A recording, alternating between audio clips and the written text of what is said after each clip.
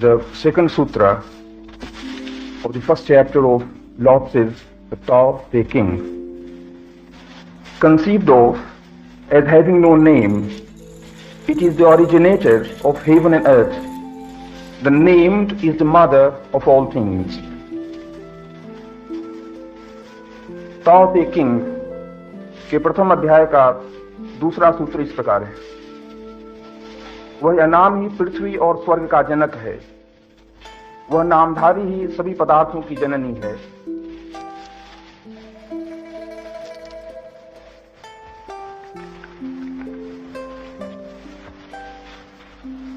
अस्तित्व है अनाम।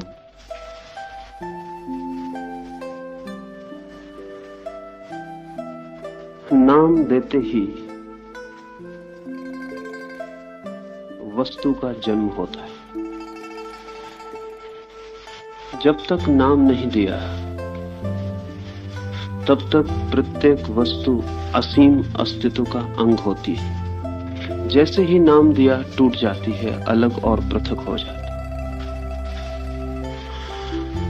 नाम पृथकता की सीमा रेखा है।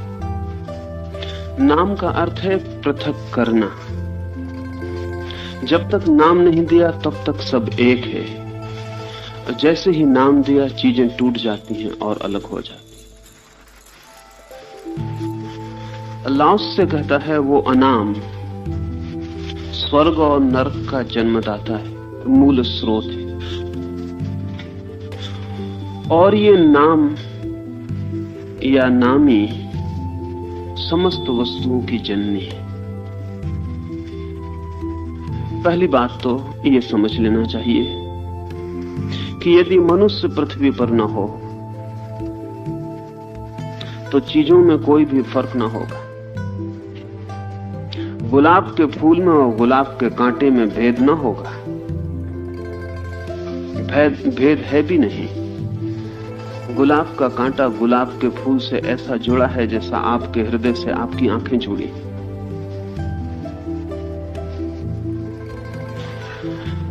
जमीन में और आसमान में भी कोई भेद ना होगा। वो जगह बतानी कठिन है जहां जमीन समाप्त होती है और आसमान शुरू होता है। वे संयुक्त हैं, एक ही चीज के दो छोर हैं। ये समुद्र कहां शुरू होता है और जमीन कहां शुरू होती है बताना मुश्किल है।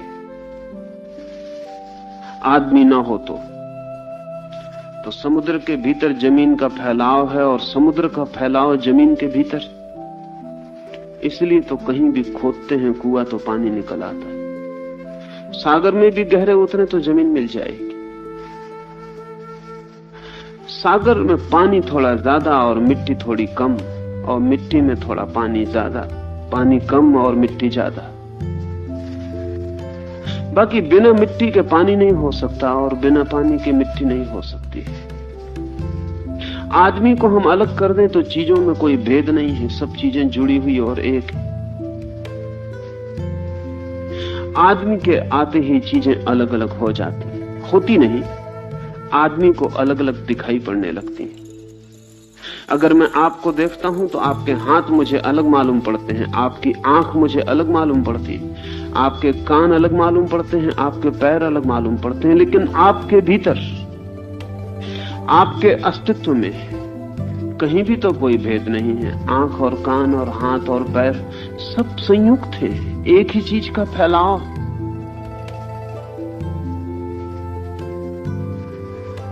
हाथ के भीतर बहने वाली ऊर्जा और शक्ति आंख के भीतर देखने वाली ऊर्जा और शक्ति से अलग नहीं है। हाथ ही आंख से देखता है, आंख ही हाथ से छूती है। आपके भीतर, आपके अस्तित्व में जरा भी फासला नहीं, लेकिन बाहर से देखने पर, नाम दिए जाने पर फासला शुरू हो जाता। कहा आंख और आंख कान से अलग हो गई, कहा हाथ और हाथ पैर से अलग हो गए। दिया नाम कि हमने सीमा खींची और चीजों को पृथक किया। अल्लाह से कहता है वो अनाम, द नेमलेस। जब तक हम उसे नाम न दें तब तक वो समस्त अस्तित्व का स्रोत है और अस्तित्व को दो नाम दिए हैं लाओत्से ने, स्वर्ग का और नरक का, स्वर्ग का और पृथ्वी का।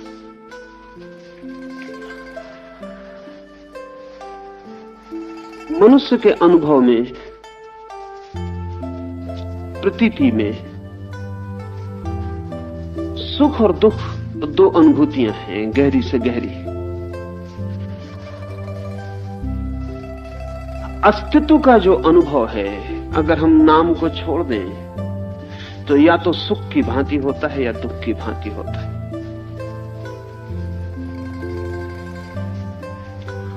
और सुख और दुख भी दो चीजें नहीं हैं। अगर हम नाम बिल्कुल छोड़ दें तो सुख दुख का हिस्सा मालूम होगा और दुख सुख का हिस्सा मालूम होगा।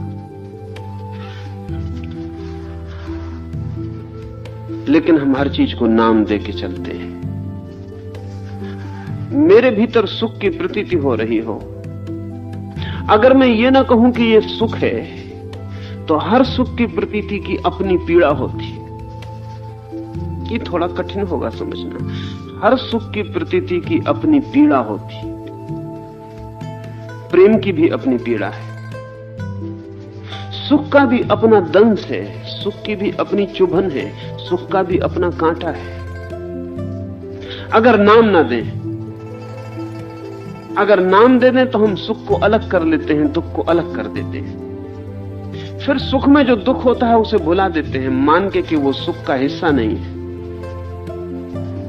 और दुख में जो सुख होता है उसे भुला देते हैं, मान करके वो दुख का हिस्सा नहीं, क्योंकि हमारे शब्द में दुख में सुख कहीं भी नहीं समाता और हमारे शब्द सुख में दुख कहीं भी नहीं समाता। आज ही मैं किसी से बात करता था कि यदि हम अनुभव में उतरे तो प्रेम और घृणा में अंतर करना बहुत मुश्किल है। शब्द में तो साफ अंतर है, इससे बड़ा अंतर और क्या होगा? कहां प्रेम कहां घृणा। और जो लोग प्रेम की परिभाषाएं करेंगे वो कहेंगे प्रेम वही है जहां घृणा नहीं है और घृणा वही है जहां प्रेम नहीं है। लेकिन जीवंत अनुभव में प्रवेश करें तो घृणा प्रेम में बदल जाती है, प्रेम घृणा में बदल जाता है।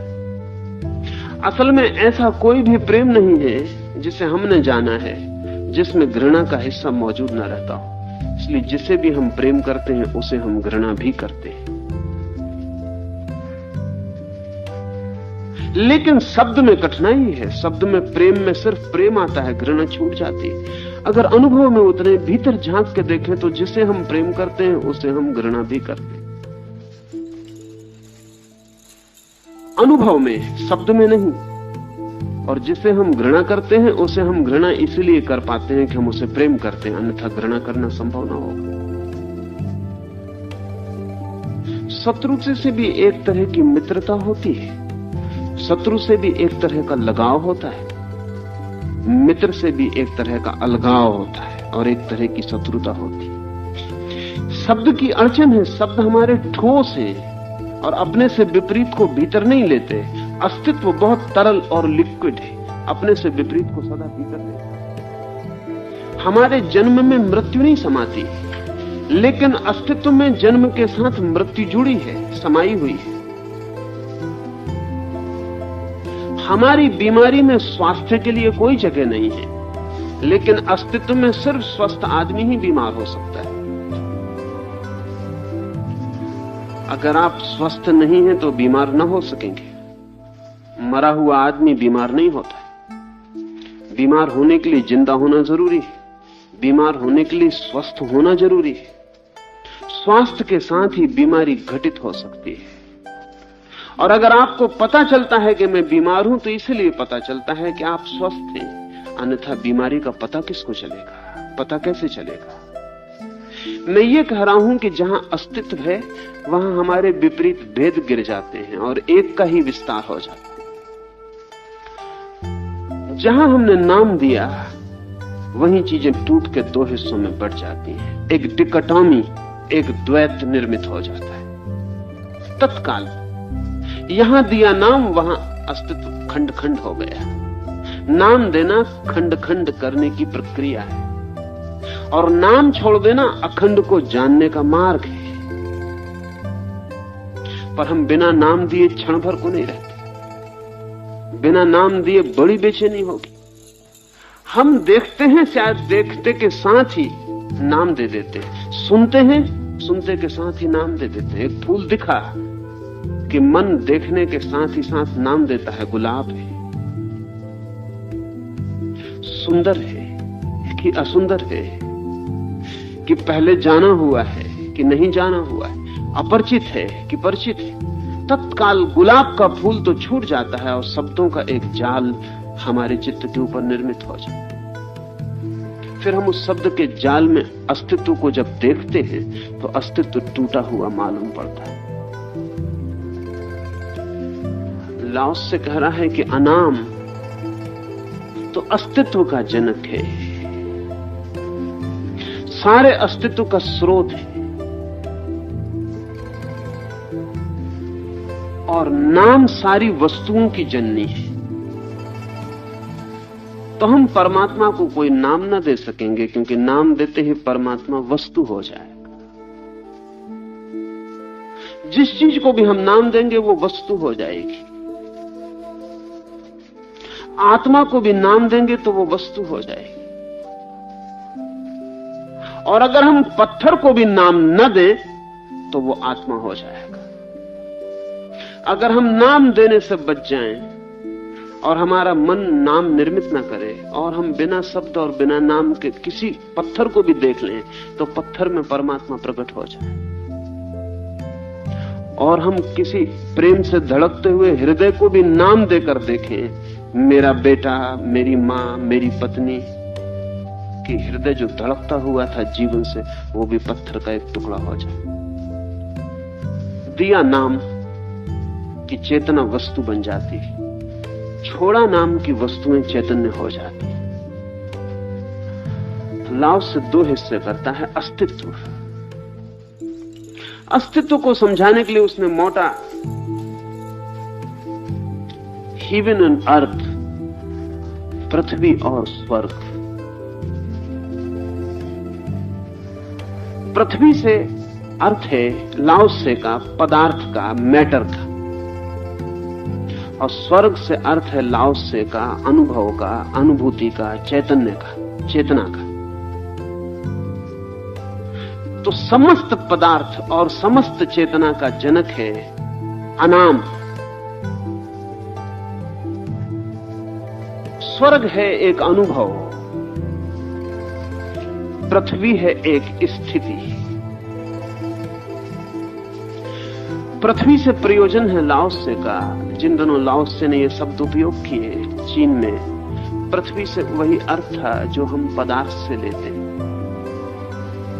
और स्वर्ग से वही अर्थ था जो हम चैतन्य से लेते हैं, क्योंकि स्वर्ग की प्रतीति और अनुभव चेतना को होगी।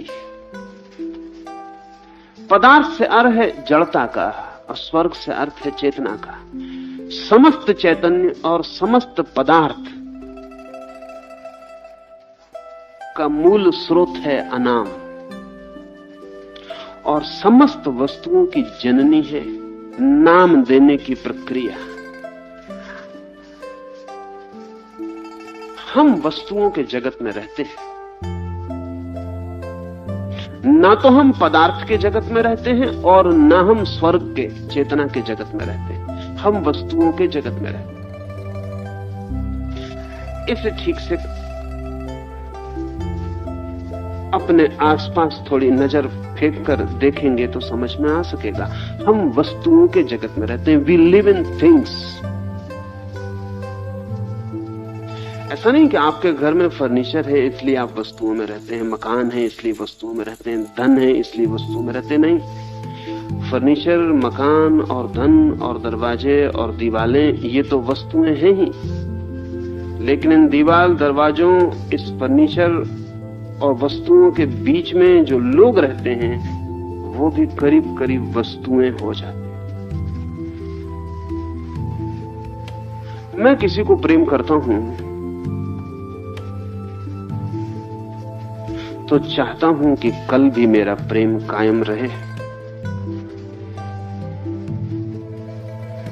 तो चाहता हूं कि जिसने मुझे आज प्रेम दिया वो कल भी मुझे प्रेम दे। अब कल का भरोसा सिर्फ वस्तु का किया जा सकता है, व्यक्ति का नहीं किया जा सकता।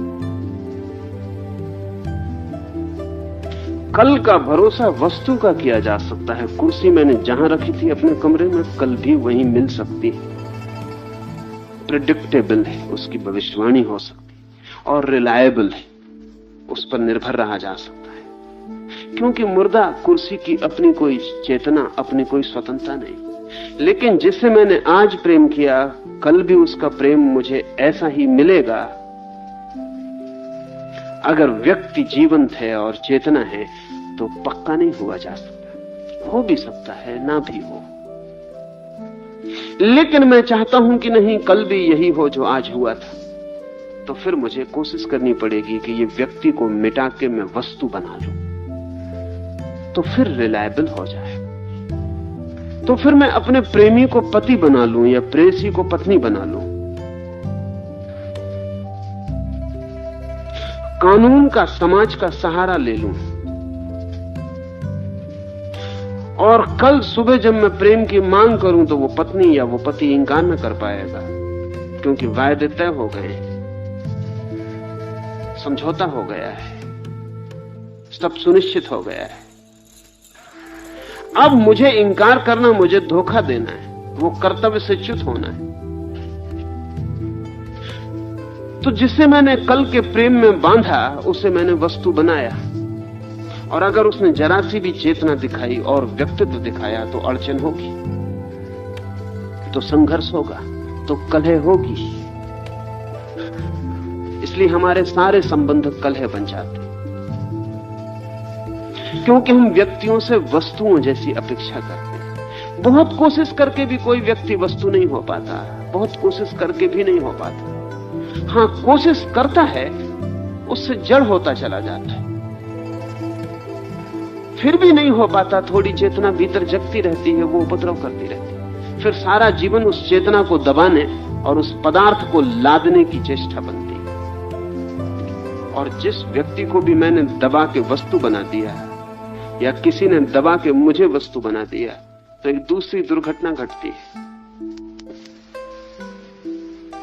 कि अगर सच में ही कोई बिल्कुल वस्तु बन जाए तो उससे प्रेम करने का अर्थ ही खो जाता है। कुर्सी से प्रेम करने का कोई अर्थ तो नहीं। आनंद तो यही था कि वहां चैतन्य था। अब ये मनुष्य का डिलेमा है, ये मनुष्य का द्वंद है कि वो चाहता है व्यक्ति से ऐसा प्रेम जैसा वस्तुओं से ही मिल सकता है, और वस्तुओं से प्रेम नहीं चाहता, क्योंकि वस्तुओं के प्रेम का क्या मतलब है। एक ऐसी ही असंभव संभावना हमारे मन में दौड़ती रहती है कि व्यक्ति से ऐसा प्रेम मिले जैसा वस्तु से मिलता है। ये असंभव है। अगर वो व्यक्ति व्यक्ति रहे तो प्रेम असंभव हो जाएगा, और अगर वो व्यक्ति वस्तु बन जाए तो हमारा रस खो जाएगा। दोनों ही स्थितियों में फ्रस्ट्रेशन और विषाद के कुछ हाथ न लगेगा, और हम सब एक दूसरे को वस्तु बनाने में लगे रहेंगे। हम जिसको परिवार कहते हैं, समाज कहते हैं, वो व्यक्तियों का समूह कम, वस्तुओं का संग्रह ज्यादा है। ये जो हमारी स्थिति है, इसके पीछे अगर हम खोजने जाएं तो लाओस से जो कहता है वही घटना मिलेगी। असल में जहां है नाम, वहां व्यक्ति विलीन हो जाएगा, चेतना खो जाएगी और वस्तु रह जाएगी। अगर मैंने किसी से इतना भी कहा कि मैं तुम्हारा प्रेमी हूं, तो मैं वस्तु बन गया। मैंने नाम दे दिया एक जीवंत घटना को, जो अभी बढ़ती और बड़ी होती, फैलती और नई होती और पता नहीं कैसी होती। कल क्या होता नहीं कहा जा सकता था। मैंने दिया नाम, अब मैंने सीमा बांधी। अब मैं कल रोकूंगा, उससे अन्यथा न होने दूंगा जो मैंने नाम दिया है। कल सुबह जब मेरे ऊपर क्रोध आएगा तो मैं कहूंगा मैं प्रेमी हूं, मुझे क्रोध नहीं करना चाहिए, तो मैं क्रोध को दबाऊंगा। और जब क्रोध आया हो और क्रोध दबाया गया हो, तो जो प्रेम किया जाएगा वो झूठा और थोथा हो जाएगा। और जो प्रेमी क्रोध करने में समर्थ नहीं है, वो प्रेम करने में असमर्थ हो जाएगा। क्योंकि जिसको मैं इतना अपना नहीं मान सकता कि उस पर क्रोध कर सकूं, उसको इतना भी कभी अपना न मान पाऊंगा कि उसे प्रेम कर सकूं।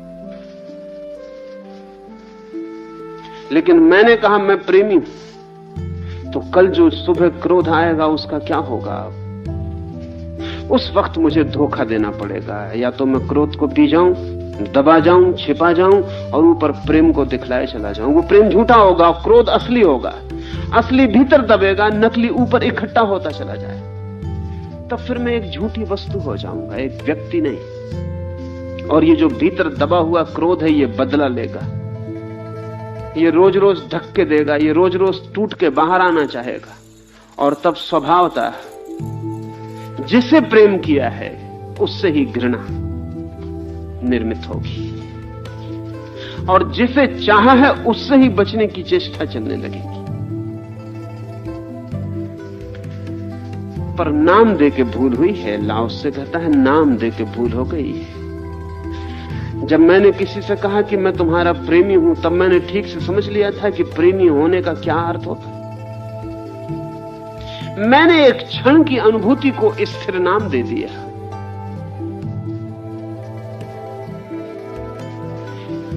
अगर मैंने भीतर झांक के देखा होता तो शायद मैं ऐसा नाम न देता। शायद चुप रह जाना उचित होता। शायद बोल के भूल हो गई।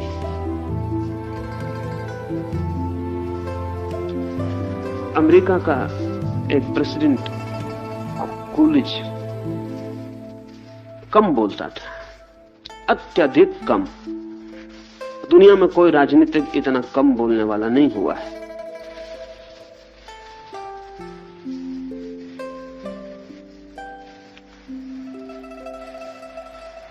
कोई मरने के वर्ष भर पहले किसी मित्र ने उससे पूछा कि कूलिज, इतना कम बोलते हो, इतना कम बोले हो जिंदगी भर, कारण क्या है? तो कूलिज ने कहा, जो नहीं बोला है उसके लिए दंड कभी नहीं मिलता। जो नहीं बोला है उसके लिए कभी पछताना नहीं पड़ता है। जो बोला है उसके लिए बहुत पछताना पड़ा। ये तो मुझे ज्यादा अनुभव न था। कूलिज ने कहा, अगर दोबारा मुझे मौका मिले तो मैं बिल्कुल चुप रह जाने वाला हूं। ये तो अनुभव न था, ज्यादा अनुभव से धीरे धीरे सीखा। लेकिन अब मैं कह सकता हूं कि जो बोला उसके लिए दंड पाया सदा, जो नहीं बोला उसके लिए कोई पीड़ा मुझे नहीं झेलनी पड़ी। शायद आप सोचते होंगे किसी को गाली देती होगी उससे दंड पाया। नहीं, गाली से तो दंड मिल ही जाता है, टू ऑब्वियस, साफ ही है। नहीं, जब किसी से कहा कि मैं तुम्हें प्रेम करता हूं उसके भी दंड भोगने पड़ते हैं। असल में शब्द दिया, नाम दिया कि दंड होगा, क्योंकि हमने वस्तु बनाई जहां की वस्तु नहीं थी, जहां की तरल व्यक्तित्व था, जहां की तरल प्रवाह था, वहां हमने ठोक के नदी की बीच धार में दीवार खड़ी करने की कोशिश की। अब तकलीफ होगी, अब पीड़ा होगी। जीवन प्रवाह की तरह बहना चाहेगा और हमारे ठोके गए नाम के तख्ते अड़चन डालेंगे। और जीवन बड़ा है, कोई तख्ता नाम का ठोका हुआ टिकेगा नहीं, बहा के ले जाएगा। लेकिन तब पीछे पीड़ा का दंश और पश्चाताप और विषाद छूट जाता। लाओस से कहता है, नाम ही मत देना। नाम दिया कि वस्तुएं पैदा हो जाती। एक क्षण को सोचें कि अगर अचानक ऐसी घटना घट जाए कि हम यहां इतने लोग बैठे हैं और हम सब भाषा भूल जाएं, एक घंटे भर के लिए, तो जमीन आसमान में कोई फर्क होगा? तो अंधेरे और प्रकाश में कोई फर्क होगा? तो आप में और पड़ोसी में कोई फर्क होगा? तो हिंदू और मुसलमान भिन्न होंगे? तो स्त्री और पुरुष में फासला होगा? अगर एक घंटे को हम सारी भाषा भूल जाएं, तो सारे फासले भी तत्काल घंटे भर के लिए गिर जाएंगे।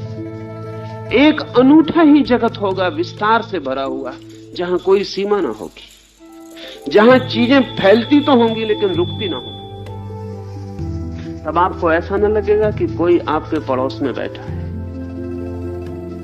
क्योंकि ऐसा लगने के लिए भाषा जरूरी है। तब कोई पड़ोसी है ऐसा भी ना लगेगा, क्योंकि ऐसा लगने के लिए भाषा जरूरी है। तब कोई मित्र है ऐसा भी नहीं लगेगा, कोई शत्रु है ऐसा भी नहीं लगेगा। तब तो एक विराट अस्तित्व रह जाएगा। उस अस्तित्व में दो प्रतीतियां, नाम नहीं, उस अस्तित्व में दो प्रतीतियां रहेंगी जिनको लाओस से कहता है हेवन एंड अर्थ, स्वर्ग और पृथ्वी, या ज्यादा आज की भाषा में होगा कहना ठीक, पदार्थ और चैतन्य। दो विस्तार रह जाएंगे,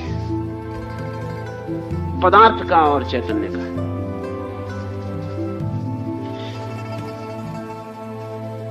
ये प्रतीति होगी, ये भी नाम नहीं होगा, ये प्रतीति होगी।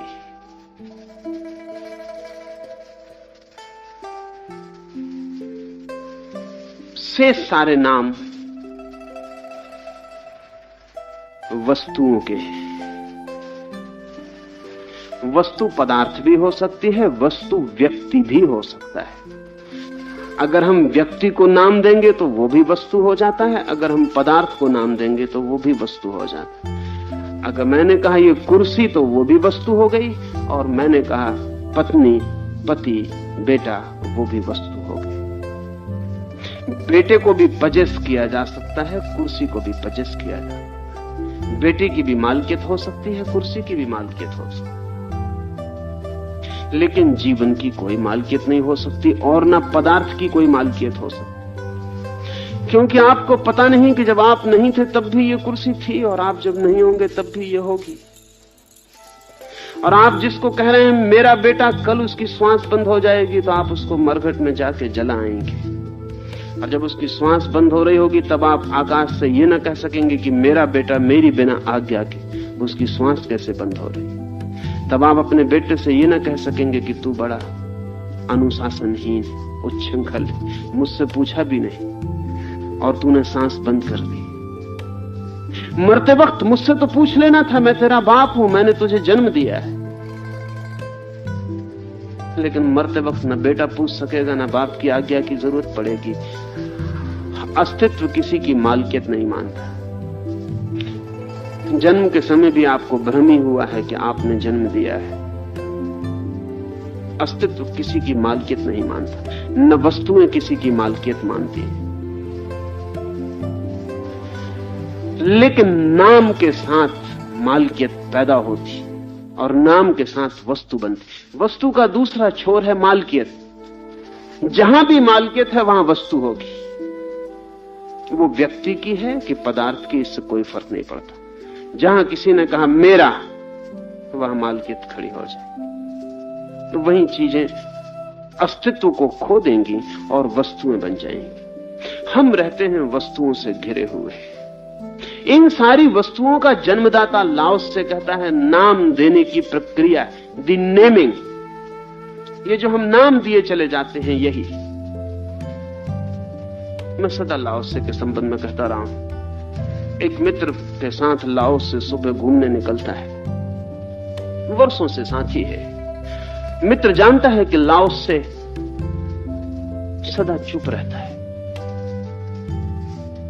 तो मित्र के घर कोई मेहमान आया है और वो उसको भी घुमाने ले आया। और रास्ते में उस मेहमान ने बड़ी परेशानी अनुभव की है। वो बहुत रेस्टलेस हो गया है, क्योंकि ना लाओस से बोलता है, ना उसका मेजबान बोलता है। वो मित्र बहुत परेशान हो गया, आखिर उसके बस के बाहर हो गया। तो उसने कहा कि सुबह बहुत सुंदर है, देखते हैं। लेकिन न मित्र ने देखा, ना जवाब दिया, न लाओस ने देखा, ना जवाब दिया। तब और बेचैनी उसकी बढ़ गई। इससे तो चुप ही रहता तो अच्छा। लौट आए।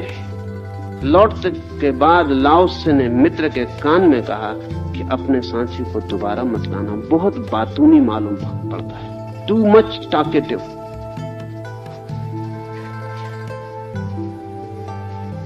मित्र भी थोड़ा दंग हुआ, क्योंकि इतनी ज्यादा बात तो नहीं की थी। कोई 1.5 घंटे की अवधि में एक ही तो बात बोला था वो कि सुबह बड़ी सुंदर। सांझ को मित्र आया और लाओस से कहा क्षमा करना, उसे तो रोक दिया, लेकिन मैं भी बेचैन रहा हूं, ऐसी ज्यादा बात तो नहीं की थी।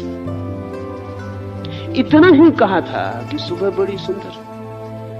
लाओत्से ने कहा दिया नाम की चीजें नष्ट हो जाए। सुबह बड़ी सुंदर थी जब तक वो तुम्हारा साथी नहीं बोला था। कठिन पड़ेगा समझना। लाओत्से कहता है सुबह बड़ी सुंदर थी जब तक तुम्हारा साथी नहीं बोला था। तब तक उस सौंदर्य में कोई सीमा न थी। तब तक वो सौंदर्य कहीं समाप्त होता हुआ मालूम नहीं पड़ता था। तब तक उस सौंदर्य का कोई अंत न था। लेकिन जैसे ही तुम्हारे मित्र ने कहा बड़ी सुंदर है सुबह, सब सुकुड़ के छोटा हो गया। तुम्हारे मित्र के शब्दों ने सब पर सीमा बांधी। तुम्हारा मित्र सब पर हावी हो गया। और जब इतना सौंदर्य था तो बोलना सिर्फ कुरूपता थी। जहां इतना सौंदर्य था वहां बोलना सिर्फ विघ्न था। तो मैं तुमसे कहता हूं कि तुम्हारे मित्र को सौंदर्य का कोई पता नहीं, उसने सिर्फ बात चलाई थी। उसे कुछ पता नहीं है सौंदर्य का, क्योंकि सौंदर्य का पता होता तो बोलता हुआ आदमी चुप हो जाता है। चुप आदमी कैसे बोल सकता था? सौंदर्य का इंपैक्ट है। जब चारों ओर से सौंदर्य घेर लेता है तो प्राण चुप हो जाते हैं। हृदय धड़कता भी है तो पता नहीं चलता कि धड़कता है, सब निष्पन्द हो जाता। पर हम चुप थे और तुम्हारा मित्र बोल पड़ा। उसे सौंदर्य का कोई पता न था, उसे सुबह का भी कोई पता न था। वो सिर्फ खूंटी खोज रहा था बातचीत चर्चा चलाने को। हम सब खोजते हैं। कोई भी मिलता है, आप मौसम की चर्चा शुरू कर देते हैं, कुछ भी बात शुरू कर देते हैं। वो सिर्फ बहाना होता है। असल में चुप रहना इतना कठिन है कि हम किसी भी बहाने से बोलना शुरू कर देते हैं। अब दोबारा जब आप किसी से बातचीत शुरू करें तो ख्याल रखना, आपको फौरन पता चल जाएगा कि सिर्फ बहाने हैं। न सुबह से मतलब, न सूरज से मतलब, न बादलों से मतलब, न वर्षा से मतलब, कोई मतलब नहीं है। पर कहीं से बात शुरू होनी चाहिए, क्योंकि दो आदमी चुप रहने की कला ही भूल गए कि दो आदमी साथ हों तो चुप रह सके। फ्रायड ने अपने जीवन भर के अनुभवों के बाद लिखा है कि पहले तो मैं सोचता था कि हम बात करते हैं कुछ कहने के लिए, लेकिन अब मेरा अनुभव यह है कि हम बात करते हैं कुछ छिपाने के लिए। कुछ चीजें हैं जो चुप रहने में उघड़ जाएंगी, उनको हम बातचीत करके छिपा लेते हैं। एक आदमी के पास घंटे भर मौन से बैठ जाइए तो उस आदमी को जितना आप जान पाएंगे उतना वर्ष भर उससे बात करते रहिए तो ना जान पाएंगे। बात जो है वो आदमी अपने को छिपाने के लिए अपने चारों तरफ एक जाल खड़ा कर रहा है। उसकी आंखों को फिर आप ना देख पाएंगे, उसके शब्दों में अटक जाएंगे, उसके उठने को ना देख पाएंगे, उसके बैठने को ना देख पाएंगे, उसके गेस्चर्स आपके ख्याल में ना आएंगे, उसके शब्द ही शब्द आपके आसपास रह जाएंगे। कभी आपने ख्याल किया जब आप पीछे किसी आदमी को याद करते हैं तो सिवाय शब्दों के आपको कुछ और याद आता है? याद आता है उस आदमी ने कैसे आपको देखा था, याद आता है उसने कैसे आपके हाथ का स्पर्श किया था, याद आता है उसके शरीर की गंध कैसी थी, याद आता है उसकी आंखों का ढंग कैसा था, याद आता है वो कमरे में कैसा प्रवेश हुआ था, याद आता है वो कैसा बैठा था, उठा था। कुछ भी याद नहीं आता है। इतनी याद आता है कि उसने क्या कहा था। आदमी ना हुआ, वो ग्रामोफोन हुआ। आपने उसके बाबत जो स्मृति बनाई है वो सिर्फ शब्दों की, उसके पूरे अस्तित्व का आपको कोई भी पता नहीं। कितने हैरानी की बात है, अगर आप अपनी मां की शक्ल भी आंख बंद करके गौर से देखना चाहें तो आप पक्का पता न लगा पाएंगे कि मां की शक्ल कैसी। आप शायद एकदम से मेरी बात को इंकार करेंगे कि ऐसा कैसे हो सकता। आप घर जाके करना, आंख बंद कर लेना और देखना कि मां की शक्ल कैसी है, और आप पाएंगे कि जब तक गौर नहीं किया था तब तक तो कुछ कुछ पता था कि ऐसी है, और जब आप गौर करेंगे तो बहुत धुंधला हो जाएगा, सब रूपरेखा खो जाएगी। मां की शक्ल भी आप न पकड़ पाएंगे, क्योंकि किस बेटे ने मां को देखा है?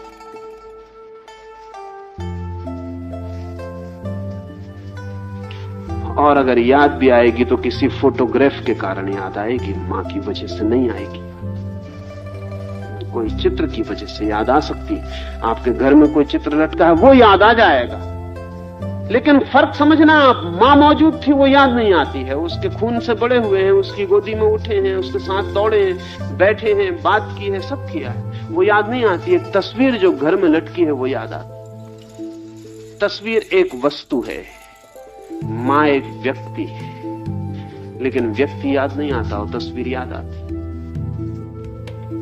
क्या कारण क्या होगा? असल में हम जीवित के संपर्क से बचते रहते हैं, खुद भी, और दूसरा भी हमारे जीवित को न जान ले उसको भी बचाते रहते हैं। ये सारी जिंदगी एक बचाव है। और भाषा बड़ी कुशलता से बचाने का इंतजाम करती थी। एक फ्रेंच वैज्ञानिक 12 वर्षों तक साइबेरिया में एस्किमोस के बीच में रहा। 12 वर्ष लंबा वक्त है, और एस्किमो इस पृथ्वी पर उन थोड़ी सी कौमों में से एक है जो भाषा के कारण अभी भी पागल नहीं हुए। एस्किमो दिन में 10-5 शब्द बोले तो काफी।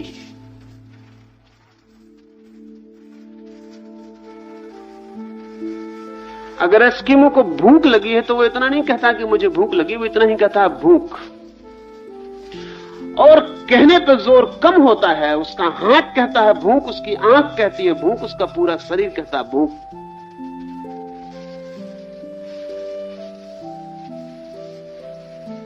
बड़ी मुश्किल में पड़ गया। उस वैज्ञानिक के संस्मरण में पढ़ता था, उसने लिखा है कि मेरे पहले 6 महीने तो ऐसे थे जैसे मैं नर्क में पड़ गए, क्योंकि वे बोलते ही नहीं और मैं बोलने को उबलता था, लेकिन किससे बोलूं? उसने लिखा है कि मैं अकेले में जाके अपने से ही जोर से बोल लेता। आप सब भी अपने से अकेले में बोलते। रास्ते पे चलते हुए लोगों को देखो, करीब करीब सब अपने से बातचीत करते चले जा रहे। कभी कभी तो बातचीत गर्मा गर्मी की भी हो जाती है अकेले में। हाथ पैर तक हिल जाते, सिर झटका दे देता है, इशारे हो जाते, और हर आदमी अपने से भीतर बात करने में लगा है। बाहर आप बात कर रहे हैं, भीतर आप बात कर रहे हैं। एक क्षण का अवकाश नहीं कि नाम से आप हट जाएं, शब्द से आप हट जाएं और अस्तित्व में आपकी गति हो जाए। लेकिन 6 महीने तकलीफ तो बहुत थी उस वैज्ञानिक को। 6 महीने के बाद उसे बड़े अनूठे अनुभव होने शुरू हुए। पहली दफे जिंदगी में शब्दहीन गैप, शब्दहीन अंतराल आने लगे, और तब उसे पता चला कि एस्किमो किसी और ही दुनिया में रह रहे हैं।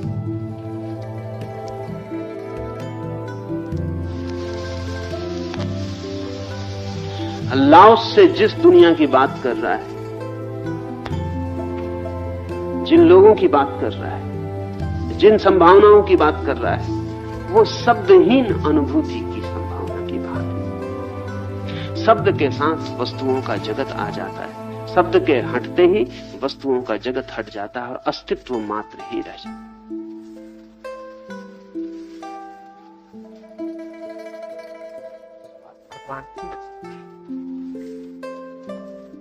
भगवान से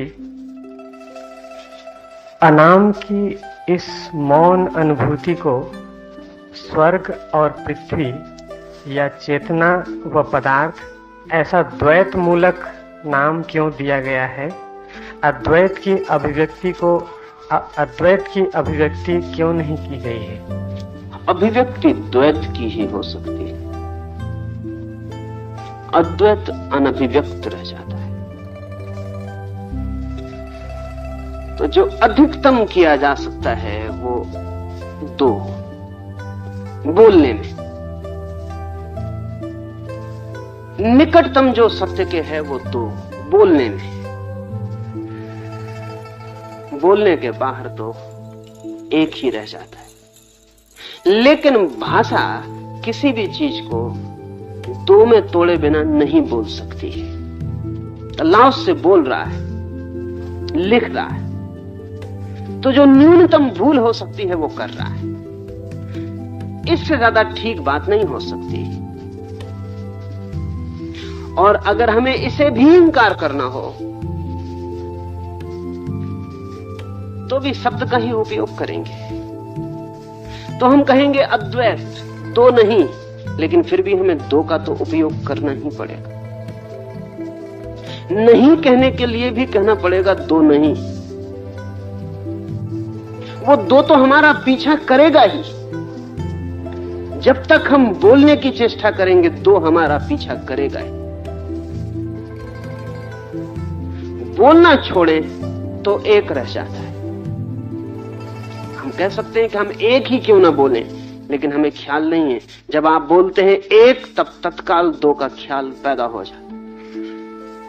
ऐसा आदमी खोजना मुश्किल है जो बोले एक और दो का ख्याल पैदा न करवा दे, और जो बोले एक उसको भी दो का ख्याल तत्काल पैदा हो जाता। असल में एक का कोई अर्थ ही नहीं होता अगर दो ना होते हो। एक सिर्फ दो तक पहुंचने की सीढ़ी का काम करता है और कुछ भी नहीं। लाओस से दो शब्दों का प्रयोग कर रहा है, इसीलिए कि शब्द में अधिकतम जो कहा जा सकता है वो दो। अनेक को घटा घटा के दो तक लाया जा सकता है। फिर उसके पार तो निशब्द का जगत है। उसके पार तो इतना भी नहीं कहा जा सकता है जितना लाओस से कह रहा है। यह भी नहीं कहा जा सकता कि वो एक अनाम है। उस एक के लिए अभिव्यक्ति नहीं दी जा सकती। जो भी हम कहेंगे कहते ही दो बन जाता है।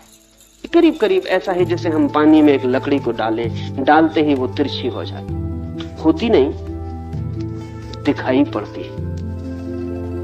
हो जाती तो इतना उपद्रव न था, तो वो भी सत्य हो जाता कि लकड़ी तिरछी हो गई। होती नहीं, दिखाई पड़ती। बाहर निकालते हैं फिर एक हो जाती। हो नहीं जाती, वो एक थी ही। फिर पानी में डालते हैं वो फिर तिरछी हो जाती। और जिस आदमी ने 1000 दफे पानी में डाल के देख ली है, वो जब 1001वीं बार फिर पानी में डालता है तो वो ये आशा न रखे कि मैं इतना अनुभवी हो गया, अब मुझे तिरछी न दिखाई पड़ेगी। तिरछी तो दिखाई पड़ेगी। अनुभव केवल इतना ही फायदा देगा कि वो आदमी मानेगा नहीं कि तिरछी, दिखाई तो तिरछी ही पड़ेगी। जैसे पानी में डालते ही रेडिएशन का नियम बदल जाता है, किरणों की गति बदल जाती है, इसलिए लकड़ी तिरछी दिखाई पड़ने लगती है। वैसे ही भाषा में सत्य को डालते ही रेडिएशन बदल जाता है, और एक बताने वाला शब्द भी डालिए भाषा में, तत्काल तिरछा होकर दो की सूचना देने लगता है। लाओसे को भी पता है कि जो मैं कह रहा हूं वो द्वैत है, लेकिन कोई उपाय नहीं। लाओस से भी कहेगा तो द्वैत का ही उपयोग करना पड़ेगा। इतनी कठिनाई है कि अगर लाओस से चुप भी रहे और चुप रह के भी कहना चाहे तो भी द्वैत हो जाएगा। अभिव्यक्ति की चेष्टा द्वैत बना देगी। समझिए, बहुत मौके पर ऐसा हुआ है। शेख फरीद के पास कोई गया है और उससे पूछता है कि मुझे कुछ कहो, लेकिन वही कहना जो सत्य है, जरा सा भी असत्य ना हो। मुझे तो तुम उसी सत्य को बताना। संतों ने जिसकी तरफ इशारा किया है और कहा है कि बताया नहीं जा सकता, तुम मुझे वही सत्य बता दो जो निशब्द है।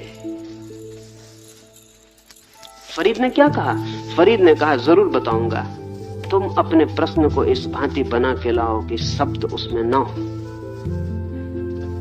तुम निशब्द में पूछोगे, मैं निशब्द में उत्तर दे दूंगा, लेकिन तुम मेरे साथ जाति मत करो कि तुम शब्द में पूछो और मैं निशब्द में उत्तर दूं। तुम जाओ, तुम निशब्द बना लाओ अपने प्रश्न को, मैं वायदा करता हूं कि निशब्द में उत्तर दूंगा।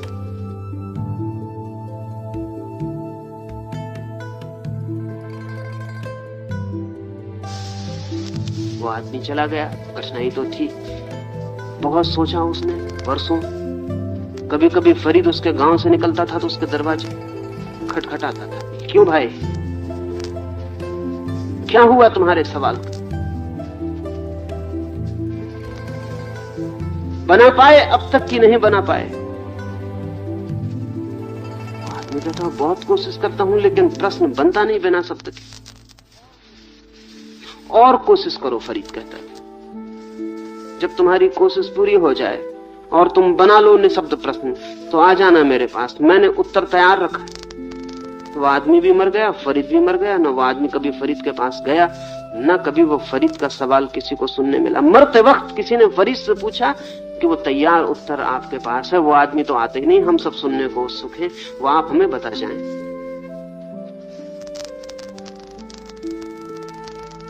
फरीद चुप बैठा रहा। उन्होंने कहा बता दें। फरीद चुप बैठा रहा। उन्होंने कहा बता दें, आपकी आखिरी घड़ी है, कहीं उत्तर आपके साथ न चला जाए।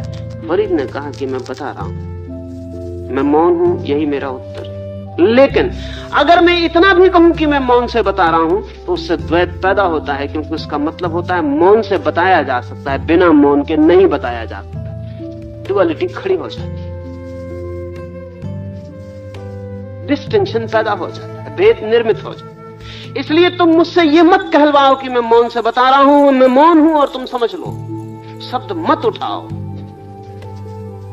पर अकेले मौन से कैसे समझा जा सकता है? लाओ त्से ने ये अकेली एक ही किताब लिखी, और ये उसने लिखी जिंदगी के आखिरी हिस्से।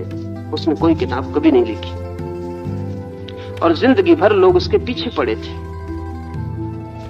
साधारण से आदमी से लेकर सम्राटों तक ने उससे प्रार्थना की थी कि लाओ त्से अपने अनुभव को लिख जाओ। लाओ त्से हंसता और टाल देता, और लाओ त्से कहता कौन कब लिख पाया है, मुझे उस नासमझी में मत डाले।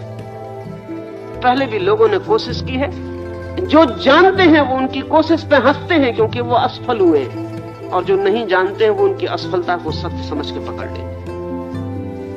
मुझसे ये भूल मत करवाएं, जो जानते हैं वो मुझ पे हंसेंगे कि देखो लाओ त्से भी वही कर रहा है, जो नहीं कहा जा सकता उसे कह रहा है, जो नहीं लिखा जा सकता उसको लिख रहा है। नहीं, मैं ये ना करूंगा। लाओ त्से जिंदगी भर टालता रहा। मौत करीब आने लगी तो मित्रों का दबाव और शिष्यों का आग्रह भारी पड़ने लगा। लाओ त्से के पास सच में संपदा तो बहुत थी। बहुत कम लोगों के पास इतनी संपदा रही।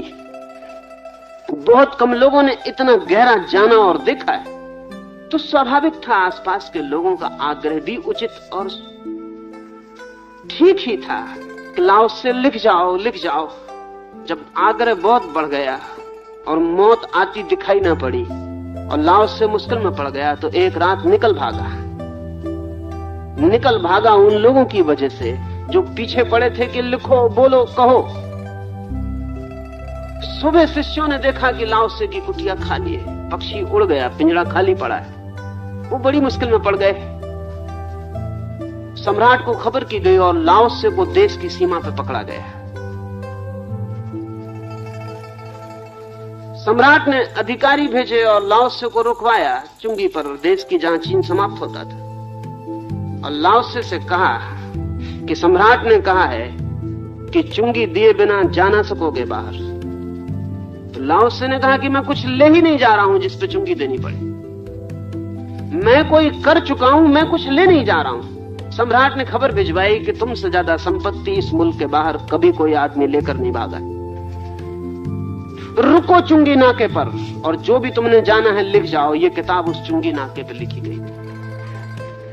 वो लिख जाओ तो मुल्क के बाहर निकल सकोगे, अन्यथा मुल्क के बाहर नहीं निकल सकोगे। मजबूरी में पुलिस के पहरे में ये किताब लिखी गई थी। लाओ त्से ने कहा ठीक है, मुझे जाना ही है बाहर, तो मैं कुछ लिखे जाता हूं।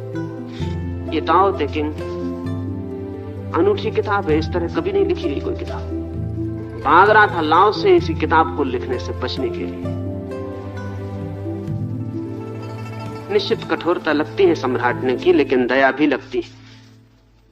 ये किताब ना होती, लाओ त्से जैसे और लोग भी हुए हैं जो नहीं लिख गए। लेकिन जो नहीं लिख जाते उससे भी तो क्या फायदा होता है? जो लिख जाते हैं उससे भी क्या फायदा होता है? जो नहीं लिख जाते उन पर कम से कम विवाद नहीं होता। जो लिख जाते हैं उन पर विवाद होता है। जो लिख जाते हैं उनके एक एक शब्द की हम विचार करते हैं कि क्या मतलब है, और मतलब शब्द के बाहर है। कभी अगर मनुष्य जाति का अंतिम लेखा जोखा होगा तो कहना मुश्किल है कि जो लिख गए वो बुद्धिमान समझे जाएंगे कि जो नहीं लिख गए वो बुद्धिमान समझे जाएंगे। वैसे दो में से कुछ भी चुनो, द्वैत का ही चुनाव है। कोई लिखने के खिलाफ चुप रहने को चुन लेता है, कोई चुप रहने के खिलाफ लिखने को चुन लेता है। बाकी द्वेष से बचने का उपाय नहीं। तो लाओ से जब शब्द का उपयोग करेगा तो द्वैत आ जाएगा। इसलिए उसने जान के कहा कि वो अनाम पृथ्वी और स्वर्ग का जनक और वो नामधारी वस्तुओं का मूल स्रोत है। द्वैत निश्चित आ जाता है शब्द के साथ।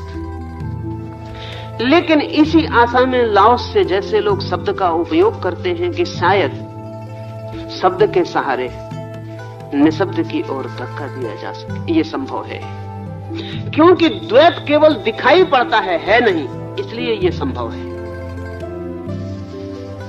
द्वैत केवल दिखाई पड़ता है नहीं। अगर होता तब तो कोई संभावना ना थी। समझे कि हम यहां एक वीणा के तार को मैं छेड़ देता हूं और छोड़ देता हूं। ध्वनि होती है पैदा इस भवन में, गूंजती है आवाज, फिर धीरे धीरे आवाज शून्य में खोने लगती है। क्या आप बता सकते हैं आवाज कब खो जाएगी और कब शून्य शुरू होगा? क्या आप कोई सीमा खींच सकेंगे जब आप कह सकें इस समय तक वीणा का स्वर गूंजता था और इसके आगे गूंजना बंद हो गया? क्या आप स्पष्ट रूप से ध्वनि में और निर्ध्वनि में कोई सीमा खींच सकेंगे? या कि आप पाएंगे कि ध्वनि निर्ध्वनि में खोती चली जाती है, शब्द शून्य बनता चला जाता है। अगर एक वीणा के छेड़े गए तार के साथ आप अपने मन के तार को बिठाकर बैठ जाएं और जैसे जैसे तार की छेड़ी हुई ध्वनि शून्य में गिरने लगे, आप भी उसके साथ उतने ही मौन में गिरने लगे, तो थोड़ी ही देर में आप पाएंगे कि ध्वनि के सहारे आप निर्ध्वनि में पहुंच गए, शब्द के सहारे आप निशब्द में पहुंच गए। इस आशा में ही लाओस से या बुद्ध या महावीर या कृष्ण या क्राइस्ट बोलते, इस आशा में ही कि शायद उनके शब्द के सहारे से आपको वो धीरे से निशब्द में ले जा सके। एक उपाय की भांति बुद्ध निरंतर कहते थे कि मैं जो भी बोलता हूं वो उसे कहने के लिए नहीं जो है, तुम्हें वहां तक पहुंचाने के लिए। उसे कहने के लिए नहीं जो है, क्योंकि वो तो नहीं कहा जा सकता, लेकिन तुम्हें वहां तक पहुंचाया जा सकता है जहां वो है। शायद मेरे शब्दों की आवाज सुन के तुम उस तरफ की यात्रा पर निकल जाओ, उस आयाम में, उस दिशा में तुम्हारा मुंह फिर जाए, तो शायद किसी दिन तुम उस महागड्ढ में, उस अबिस में गिर जाओ, उस अतल में गिर जाओ जहां उस परम का साक्षात्कार है। लेकिन द्वैत तो सभी की भाषा में आ जाएगा। बुद्ध संसार और निर्वाण की बात करते हैं, द्वैत हो गए। महावीर पदार्थ और आत्मा की बात करते हैं, द्वैत हो गया। ये तो खैर, लेकिन महावीर तो कहते हैं कि ठीक है, द्वैत को मैं मान के चलता हूं। शंकर तो द्वैत को मान के नहीं चलते, लेकिन माया और ब्रह्म की बात किए बिना काम नहीं चलता। शंकर तो कहते हैं दो नहीं है, फिर भी माया की बात और ब्रह्म की बात तो करनी ही पड़ती है, क्योंकि अगर दो नहीं है तो शंकर लोगों से क्या कह रहे हैं? फिर किस चीज से छूटना है अगर दो नहीं है? किस चीज से मुक्त होना है अगर दो नहीं है? अगर ब्रह्म ही है तो हम सब ब्रह्म हैं ही। अब जाना कहां, अब पहुंचना कहां है, अब करना क्या है? तो शंकर को भी कहीं से तो छुड़ाना पड़ता है। कुछ है जो छोड़ने जैसा है, अज्ञान है, माया है, अविद्या है, फिर दो खड़े हो जाते। शंकर बड़ी मुश्किल में पड़े रहे, क्या करें? महावीर ने इसलिए सुस्पष्ट कहा कि दो है, मान के चले, क्योंकि जब दो मिट जाएंगे तब तुम खुद ही जान लोगे कि एक है। उसकी चर्चा हम ना करें, हम दो की ही चर्चा करें। हम दो की ही चर्चा में से वहां ले चलें जहां दोनों गिर जाते हैं। शंकर ने कहा हम उसकी ही चर्चा करेंगे जो एक है, लेकिन कठिनाई में पड़ गए और दो की चर्चा करनी पड़ी। जिन्होंने दो की चर्चा की है उनको भी एक का इशारा करना पड़ा है। बुद्ध इतना कहते हैं संसार छोड़ो, निर्वाण पाओ, और आखिरी वचन में कहते हैं संसार और निर्वाण एक ही। बहुत चौंका गए। बुद्ध का ये वचन 2000 साल तक बेचैनी का कारण रहा है बौद्ध भिक्षु और साधक के लिए। संसार ही निर्वाण, इससे ज्यादा कठिन बात और क्या होगी अगर संसार ही निर्वाण है? तो फिर जाना कहां है? फिर छोड़ना क्या है? फिर पाना क्या है? तो कुछ तो बुद्ध के पंथ हैं जो इंकार करते हैं कि यह वचन बुद्ध का ना होगा, क्योंकि बुद्ध तो कहते हैं छोड़ो संसार पाओ निर्वाण। ये दोनों को एक वो कैसे कहेंगे? इंकार ही करते हैं कि वचन बुद्ध का नहीं होगा, लेकिन जो जानते हैं वो कहते हैं यही वचन बुद्ध का है, बाकी और छोड़े भी जा सकते हैं। जब बुद्ध ने जाना होगा तब संसार और निर्वाण में कोई भी फर्क नहीं रह जाता। तब शरीर और आत्मा में भेद नहीं, तब माया और ब्रह्म एक है, और तब बंधन और स्वतंत्रता एक ही चीज के दो रूप है। बंधन और स्वतंत्रता, पर ये अनुभव अभिव्यक्ति तो तत्काल दो बन जाएगी। अभिव्यक्ति देने के लिए लाओस से कहता है पृथ्वी और स्वर्ग, पदार्थ और चेतना।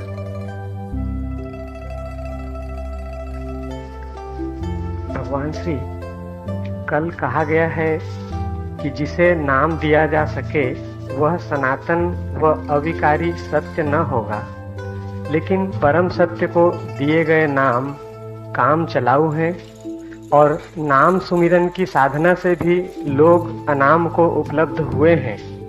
कृपया समझाएं कि अविकारी नाम से यात्रा प्रारंभ करके विकारी नाम से यात्रा प्रारंभ करके अविकारी अनाम को उपलब्ध क्यों नहीं किया जा सकता? लाओस से छलांग को पसंद करता है, सीढ़ियों को नहीं। ऐसे तो सीढ़ी भी छोटी छलांग है। जब आप सीढ़ी भी चढ़ते हैं तब भी सीढ़ी क्या चढ़ते हैं, छोटी छोटी छलांग लेते हैं, 20 हिस्सों में बांट देते हैं। कोई आदमी 20 हिस्सों की सीढ़ी को इकट्ठी छलांग लेता है। एक छलांग में 20 सीढ़ियों वाले हिस्से को कूद जाता है। अगर हम कहना चाहें तो यह भी कह सकते हैं कि वो आदमी बड़ी सीढ़ी बनाता है। छलांग न कहना चाहें तो कोई अड़चन नहीं। हम कह सकते हैं कि वो आदमी 20 सीढ़ी की एक ही सीढ़ी बनाता है। एक आदमी उसी हिस्से को 20 टुकड़ों में तोड़ के सीढ़ी पर चढ़ता है। हम ऐसा भी कह सकते हैं कि वो आदमी 20 छलांग लेता है। आदमी आदमी पर निर्भर है, साहस साहस पर निर्भर है। अल्लाह से छलांगवादी है। वो कहता है कि जिसे छोड़ना ही है उसे पकड़ना ही क्यों। विकारी से निर्विकारी तक जाना है, छोड़कर ही जाया जा सकता है। छोड़ दो और पहुंच जाओ। जो सीढ़ीवादी है, जो ग्रेजुअल प्रोग्रेस की धारणा रखते हैं, जैसा कि आमतौर से नाम स्मरण वाले साधक और संत हुए हैं, जैसे मीरा है या चैतन्य है, ये भी वहीं पहुंच जाते हैं जहां लाओस से पहुंचता है। लेकिन वो कहते हैं छोड़ना है जरूर, लेकिन धीरे धीरे छोड़ना। एक एक सीढ़ी छोड़ते चलेंगे। तब जैसे नानक हुए हैं, सब सीढ़ी। तो नानक कहते हैं पहले जाप शुरू करो, नाम स्मरण शुरू करो, और कहे चले जाते हैं कि उसका कोई नाम नहीं, उसका कोई नाम नहीं। वो जो अलख निरंजन है उसका कोई नाम नहीं। वो जो अकाल है वो समय के बाहर है, पर नाम स्मरण करो। पहले ओंठ से नाम स्मरण करो, ये पहली सीढ़ी। फिर ओंठ को बंद कर लो, फिर कंठ से नाम स्मरण करो, ये दूसरी सीढ़ी। फिर कंठ से भी छोड़ दो, फिर हृदय से स्मरण करो, ये तीसरी सीढ़ी। फिर हृदय से भी छोड़ दो, फिर अजपा जाप हो जाए। तुम मत करो, जाप को होने दो, तुम मत करो, और ऐसा हो जाता है। ओंठ से, फिर कंठ से, फिर कंठ से भी नहीं, फिर सिर्फ हृदय से, और जब हृदय से होने लगता है तो छोड़ दो। फिर पूरे शरीर के रोए रोए में, पूरे अस्तित्व में नाम गूंजने लगता है। पर यह भी मंजिल नहीं है, वे सीढ़ी चल रहे हैं। फिर इसको भी छोड़ दो। फिर अजपा, अब जाप ही नहीं। पर ये 4 सीढ़ियों में छोड़ा गया। अजपा आएगा, अनाम आएगा, लेकिन 4 सीढ़ियों में छोड़ा गया। अल्लाह से कहता है जिसे छोड़ना ही है उसे इतने धीरे धीरे क्या छोड़ना। लाओस से कहता है कि अगर छोड़ते हो इतने धीरे धीरे तो उसका मतलब है छोड़ने का तुम्हारा मन नहीं है, पकड़े रखना चाहते हो, इसलिए पोस्टपोन करते हो। कहते हो कि जरा अभी ओंठ से कर ले, फिर ओंठ का छोड़ देंगे, फिर कंठ से कर लेंगे, फिर कंठ से छोड़ देंगे।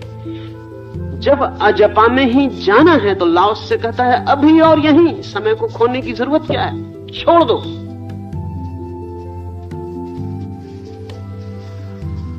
छलांग, जंप। लेकिन जरूरी नहीं है कि लाओस से जैसा कहता है वैसा सभी को सुगम हो। कभी कभी तो छुड़ाने के लिए धीरे धीरे ही छुड़ाना पड़ता है।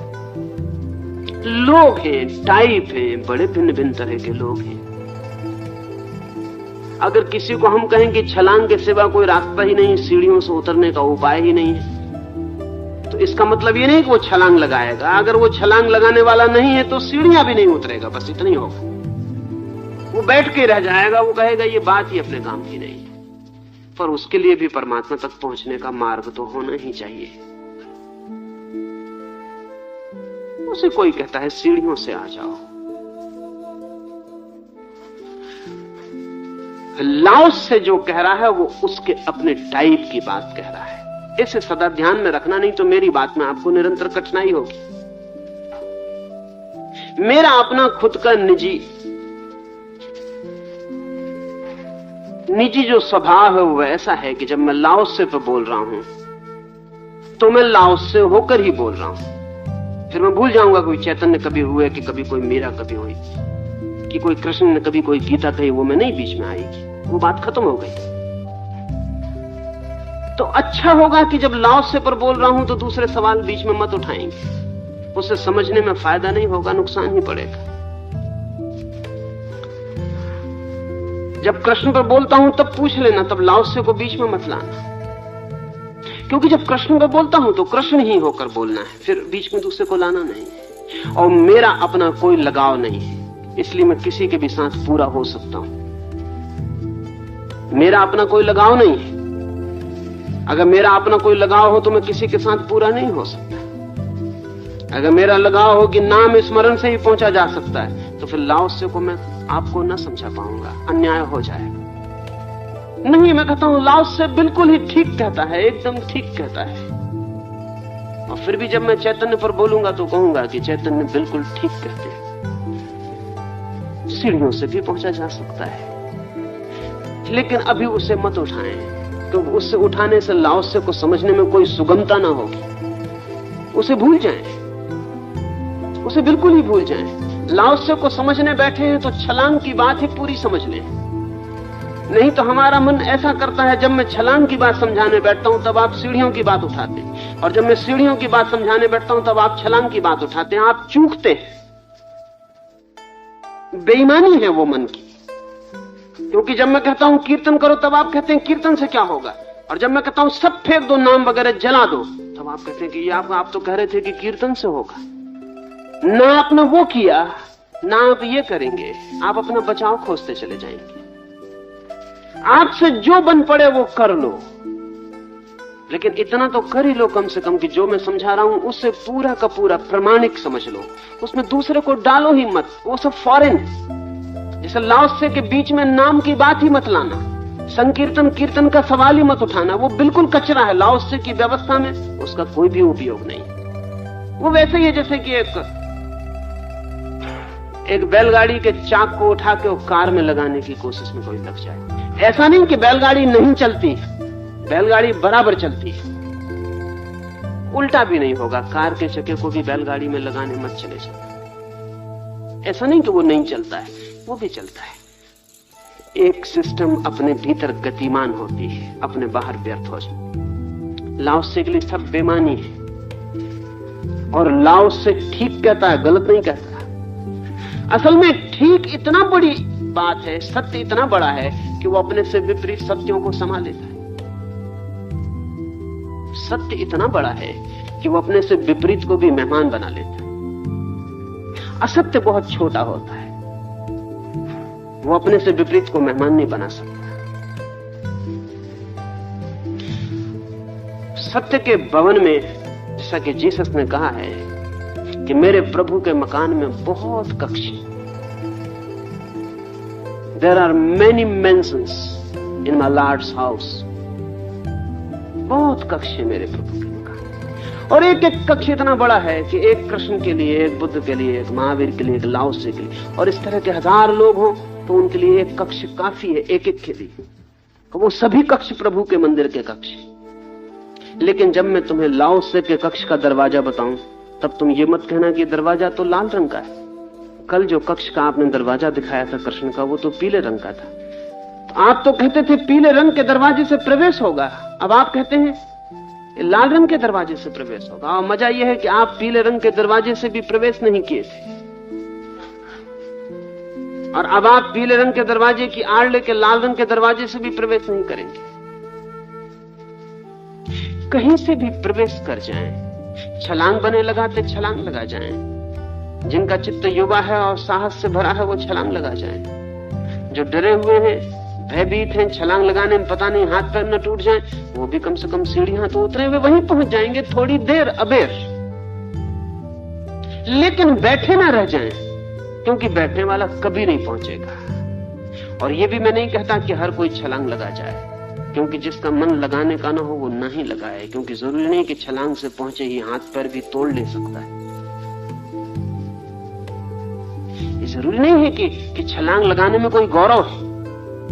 लगती हो तो लगाएं, ना लगती हो तो सीढ़ियों से उतर आए। लेकिन जिससे छलांग लगती हो वो सीढ़ियों से उतर के समय क्यों जाया करे। और ध्यान रहे, जो छलांग लगा सकता है वो सीढ़ियों पर गिर भी सकता है। सीढ़ियां बहुत छोटी पड़ेंगी उसके लिए, वो गिर सकता है, हाथ पैर तोड़ सकता है। जैसा सीढ़ियों से उतरने वाला छलांग में हाथ पैर तोड़ सकता है, वैसा छलांग लगाने वाला सीढ़ियों में हाथ पैर तोड़ सकता है। नहीं, निश्चित कर ले, अपने को समझ ले। मैं तो न मालूम कितने मार्गों की बात किए चला जाऊंगा। आपको जो दरवाजा अपने जैसा लगे आप उसमें प्रवेश कर जाना। आप इसकी फिक्र मत करना कि आगे के दरवाजे को और समझ ले। आपको जो भी समझने जैसा लगे वहां से चुपचाप प्रवेश कर जाना। और आखिर में मंदिर के बीच में पहुंच के आप पाएंगे कि और दरवाजों से प्रवेश किए लोग भी वहीं पहुंचे। किस दरवाजे से पहुंचे हैं आप, ये मंदिर के अंतर्गृह में पहुंचने पर कोई नहीं पूछता कि आप किस दरवाजे से आए, बाएं से आए कि दाएं से आए। छलांग लगा के चढ़े थे सीढ़ियां की, सीढ़ियां आसानी से चढ़े थे। मंदिर के भीतर पहुंचकर, प्रभु की प्रतिमा के निकट पहुंचकर कोई आपसे हिसाब नहीं पूछेगा कि आप धीमे आए, तेजी से आए, एक एक सीढ़ी चढ़े, दो दो सीढ़ियां छलांग लगाई, कूद कर आ गए, क्या किया, कोई नहीं पूछेगा। ना आप ही याद रखेंगे कि आप कैसे आए। मंजिल पे पहुंच गया यात्री तत्काल भूल जाता है मार्ग को। मार्ग तभी तक याद रहता है जब तक मंजिल नहीं। ये सवाल ना उठाएं, इससे लाओत्से को समझने में कठिनाई पड़ेगी और इससे चैतन्य या मीरा को समझने में कोई सुविधा ना होगी। लाओत्से को समझने चले हैं तो पूरा का पूरा आत्मसात हो जाएं, उसकी बात समझिए। वो बिल्कुल ठीक कह रहा है। कुछ लोग उसके ही रास्ते से पहुंचे हैं, कुछ लोग उसी के रास्ते से पहुंच सकते हैं। आप में से भी कुछ होंगे जो उसी के रास्ते से पहुंच सकते हैं। पूरी तरह समझ लें, शायद आप ही वही हो, तो वो रस आपके मन में बैठ जाए तो रास्ता बन जाए। लेकिन हमारा मन सदा ऐसा होता है। पहले मैं लोगों को शांत बैठ के ध्यान करवा रहा था तो मुझसे आके कहते थे कि इसमें तो कुछ होता नहीं, बैठे रहते। वही लोग, ठीक वही लोग, जब मैं तेजी से ध्यान करवाने लगा आके मुझसे कहने लगे कि इससे तो वो शांत बैठने वाला बहुत अच्छा था। उन्होंने ही मुझसे कहा था कि इससे कुछ नहीं होता, शांत बैठे समय खराब हो जाता है। अब वो मुझसे कहते हैं कि वो बहुत अच्छा था, उसमें तो शांत बैठ के बड़ा आनंद आता था। उस वक्त उन्होंने मुझसे उल्टा कहा था, नहीं आनंद नहीं, अब इससे बचना है। तब वो उससे बच रहे थे कि इससे कुछ नहीं होता, अब वो पीछे लौट के कहते हैं कि उससे कुछ होता था। अब इससे बचना है। अगर बचते चला जाना है तब तो कोई अड़चन नहीं। अन्यथा जब एक बात को समझने बैठे तो उससे सब बातों को भूल जाएं, तब पूरे उसमें लीन हो, डूबे, शायद वो रास्ता आपके लिए रास्ता बन जाए। और कुछ पूछना हो तो पूछ, और कुछ पूछना हो तो पूछ लें। सूत्र फिर कल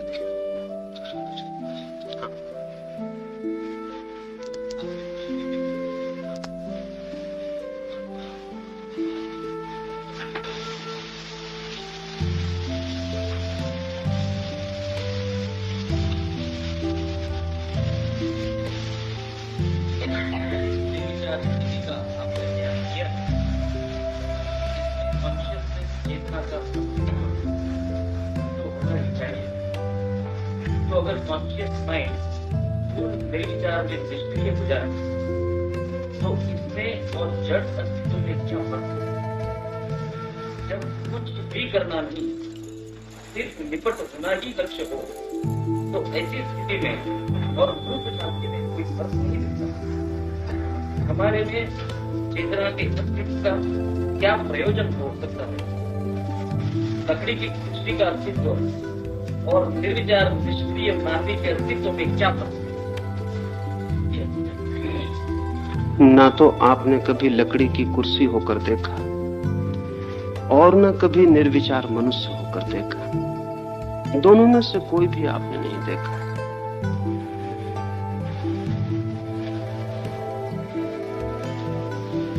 लेकिन सोचते हैं हम कि दोनों में फर्क होना चाहिए, या सोचते हैं कि शायद दोनों में कोई फर्क ना होगा। लकड़ी की कुर्सी कैसा अनुभव करती है इसका आपको कोई भी पता नहीं। अनुभव करती भी है, नहीं करती इसका भी कोई पता नहीं। निर्विचार मनुष्य कैसा अनुभव करता है इसका भी कोई पता नहीं। लेकिन प्रश्न मन में उठता है। प्रश्न बिल्कुल स्वाभाविक है।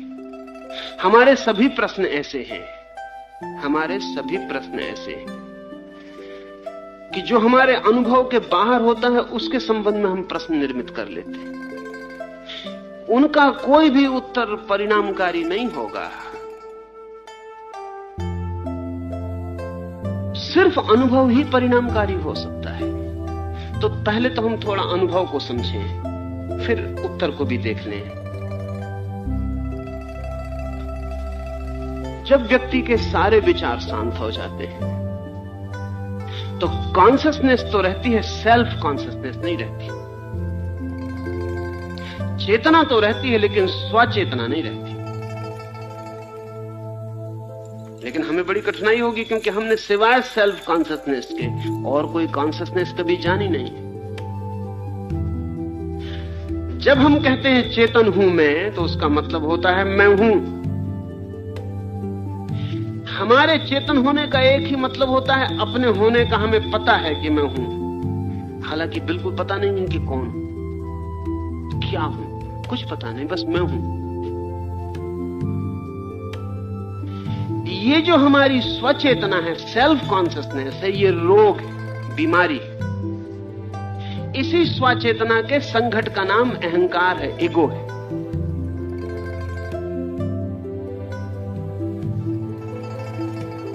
इस स्वचेतना को बढ़ाने के लिए हम हजार तरह के उपाय करते हैं। जब आप बहुत अच्छे कपड़े पहनकर निकले हैं जैसे किसी और के पास नहीं, तो होता क्या है? ये स्वचेतना मजबूत होती है।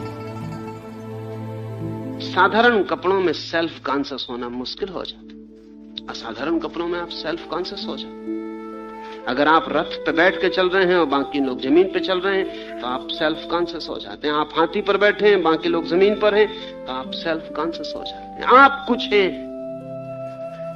ये जो होने का सघन भाव है, ये तो रोग है,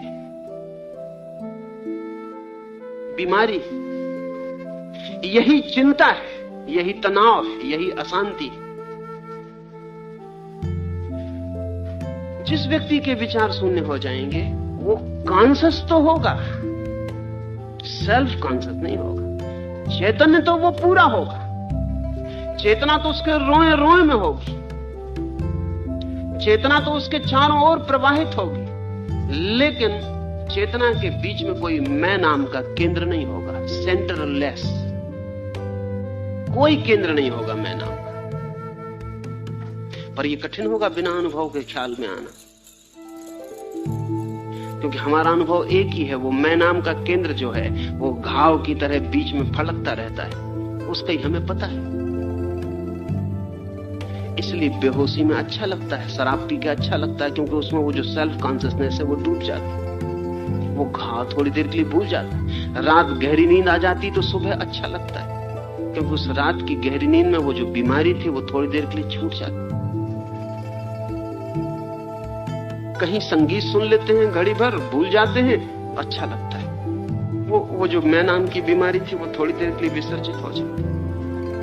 लेकिन चैतन्य को हमने नहीं जाना है कभी, हमने सिर्फ इस कंसंट्रेटेड ईगो को जाना है, इस एकाग्र हो गए अहंकार को जाना है। ये अहंकार चेतना का रोग है। जब विचार शून्य होते हैं, शांत और निर्विचार होते हैं, तब चेतना पूरी होती है, लेकिन आप नहीं होते, मैं नहीं होता हूं सिर्फ। अगर हम इस मैं हूं को दो हिस्सों में तोड़ दें, मैं को अलग कर दें, सिर्फ हूं बच जाए, तो हूं होता हूं। MNIST, not I am, MNIST, मैं हूं ऐसा नहीं हूं। इस हूं में कहीं कोई मैं का भाव नहीं होता, और चूंकि हूं में मैं का कोई भाव नहीं होता, इसलिए तू का कोई सवाल नहीं होता। इधर गिरता है मैं, उधर तू गिर जाता है। इसलिए जब हम सेल्फ कॉन्शियस होते हैं तो व्यक्ति होते हैं, और जब हम सिर्फ कॉन्शियसनेस होते हैं तो समष्टि हो जाते हैं। जब होता हूं मैं, तब मैं अलग और सारा जगत अलग। मैं एक द्वीप बन जाता हूं, एक आइलैंड, अलग। और जब सिर्फ हूं, मैं खो गया, तो मैं एक महाद्वीप हो जाता हूं। सब चांद तारे मेरे होने के भीतर घूमने लगते, सूरज मेरे भीतर उगने लगता है, फूल मेरे भीतर खिलने लगते हैं, मित्र शत्रु वो सब जो कल की भाषा में जो भी थे, वो सब मेरे भीतर घटित होने लगते हैं। मैं फैल जाता हूं। इसको पुराना जो ढंग है कहने का वो यह है कि मैं ब्रह्म हो जाता हूं। ब्रह्म का अर्थ मैं फैल जाता हूं। मैं इतना फैल जाता हूं कि सब मेरे भीतर आ जाता है, कुछ भी मेरे बाहर नहीं रह जाता। तो जब तक स्वचेतना है तब तक सब बाहर और आप अलग, और जब सिर्फ चेतना रह जाती तो सब भीतर, सब भीतर, बाहर कुछ भी नहीं। There is no outside.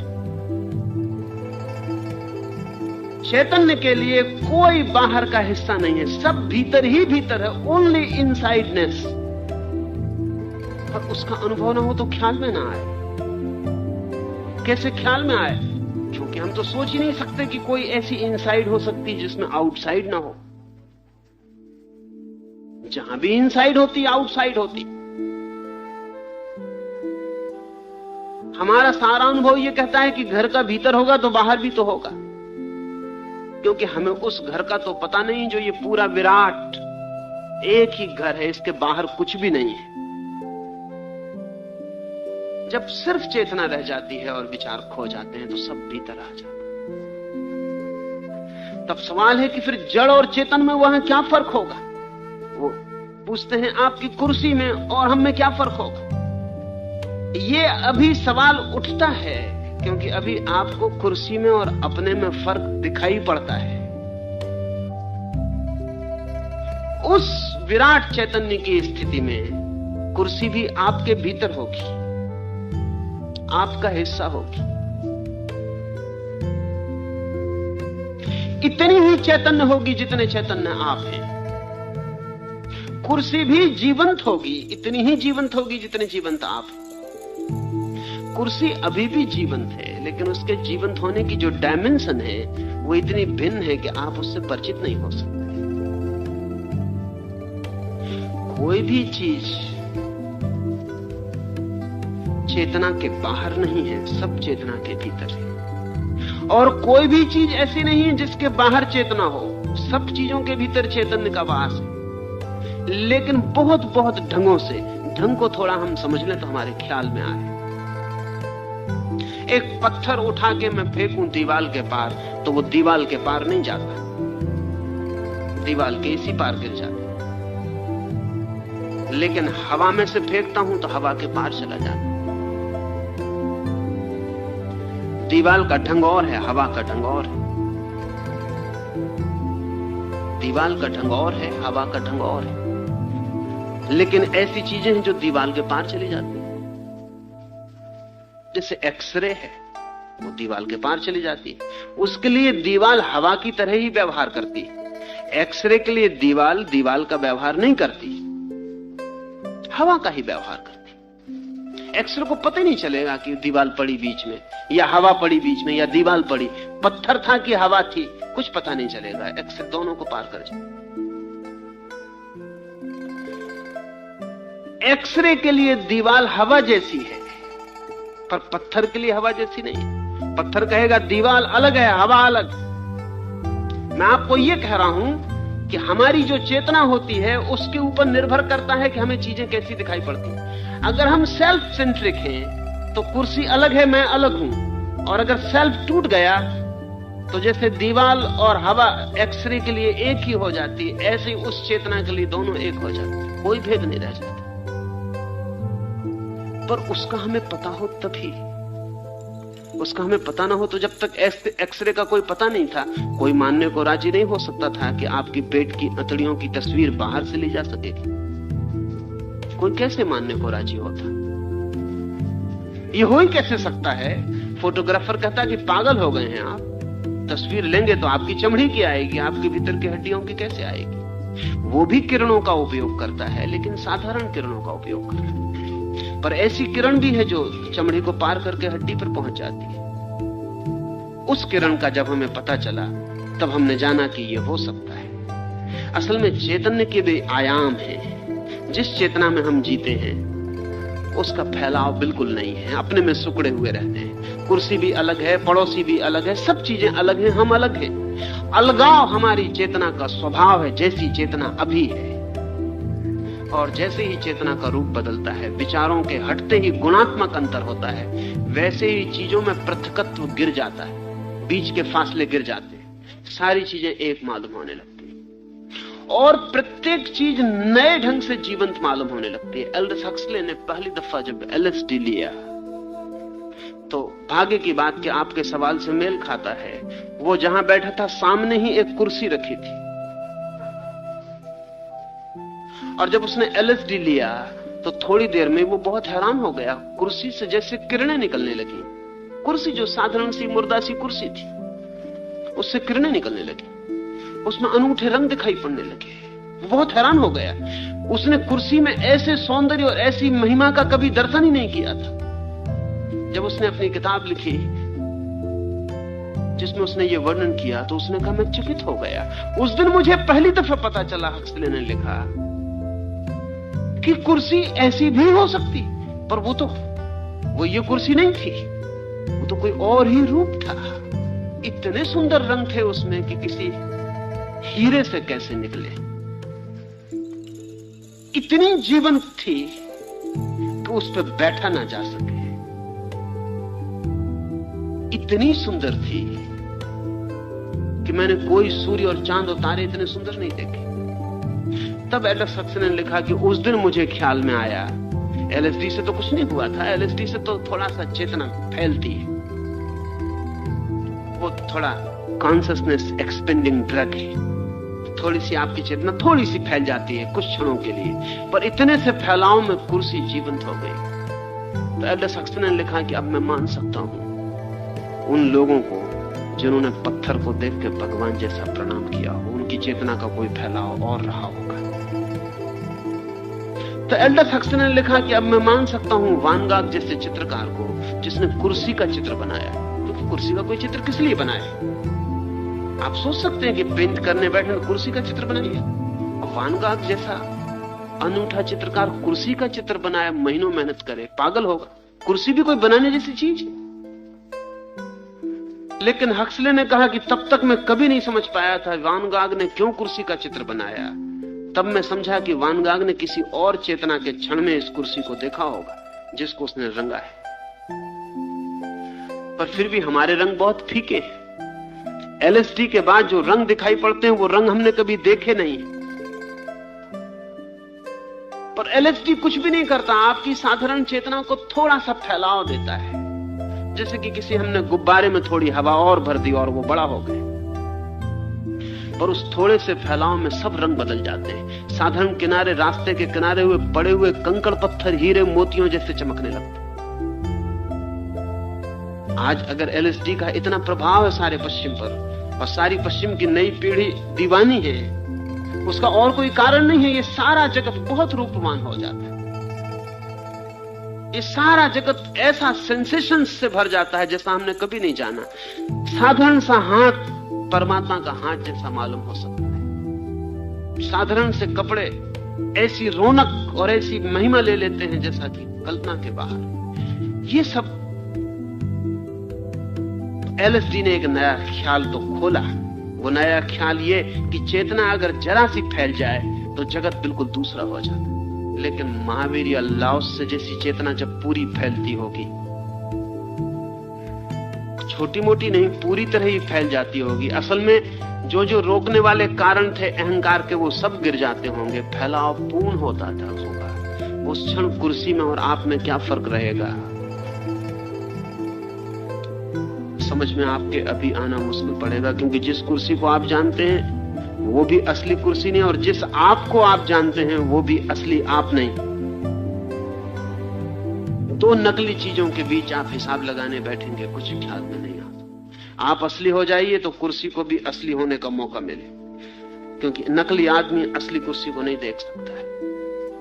और तब आपके लिए नए द्वार, हक्सले ने अपनी किताब का नाम रखा है न्यू डोर्स ऑफ परसेप्शन, दर्शन के नए द्वार, एलएसडी से। और एलएसडी तो सिर्फ एक रासायनिक परिवर्तन है। 6 घंटे, 8 घंटे, 12 घंटे के लिए रहेगा, फिर खो जाएगा, और वो भी अत्यल्प।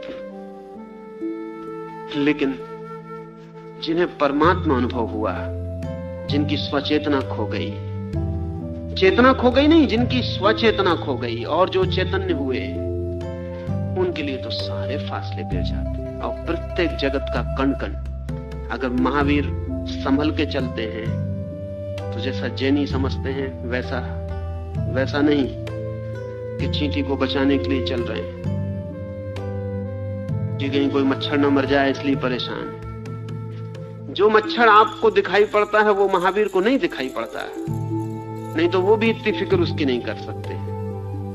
जो चींटी आपको दिखाई पड़ती है वो महावीर को दिखाई पड़ती हो तो इतनी फिक्र वो भी नहीं कर सकते। असल में चींटी में पहली बार उस ब्रह्म के दर्शन होते हैं जो हमको कभी नहीं होते। इसलिए महावीर बचा के चलते हैं ऐसा नहीं, और कोई उपाय ही नहीं है, चलना ही पड़ेगा ऐसा बच के। मच्छर मच्छर नहीं है, चींटी चींटी नहीं है, उतना ही जीवन उनमें प्रकट हो गया जितना खुद महावीर के भीतर प्रकट हो गया। एक और ही जगत का द्वार खुलता है। उस जगत के द्वार खुलने पर आप इसी दुनिया में नहीं रहते, इसलिए इस दुनिया के सवाल आप मत पूछिए।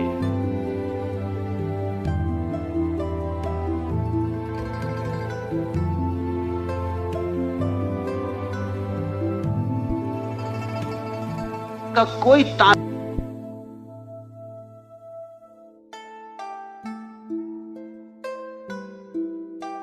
इस दुनिया के सवाल से उस दुनिया का कोई तालमेल, कोई कंसिस्टेंसी, कोई रिलेवेंस नहीं है। हमारे सवाल करीब करीब ऐसे हैं जैसे कि आप मुझसे पूछें कि सपने में मैं सो जाता हूं, तो जब मैं सो जाता हूं तो मेरे सोए हुए सपने की हालत में मेरे कमरे का और मेरा क्या संबंध होता है? कोई संबंध नहीं होता। कि होता है कोई संबंध? आप इस कम सो सकते हैं और लंदन में हो सकते हैं सपने में। कमरे के भीतर बंद सो सकते हैं और खुले आकाश के नीचे हो सकते हैं, चांद तारों के नीचे सपने में। क्या संबंध होता है आपका इस कमरे से सोते वक्त? नहीं, जैसे आप सोते हैं आप चेतना के दूसरे आयाम में प्रवेश कर जाते हैं। ये कमरा जिस आयाम में था वहीं पड़ा रह जाता है, आप दूसरी दुनिया में चले गए। फिर आपको इस कमरे के बाहर जाना हो तो दरवाजा नहीं खोलना पड़ता है। स्वभाव तो आप पूछेंगे कि सपने में अगर बाहर जाना हो तो चाबी पास रखनी चाहिए, कि सपना ठीक से देखना हो तो चश्मा लगाना चाहिए। नहीं, चश्मे की कोई जरूरत ना पड़ेगी, आंखें कितनी ही कमजोर हो।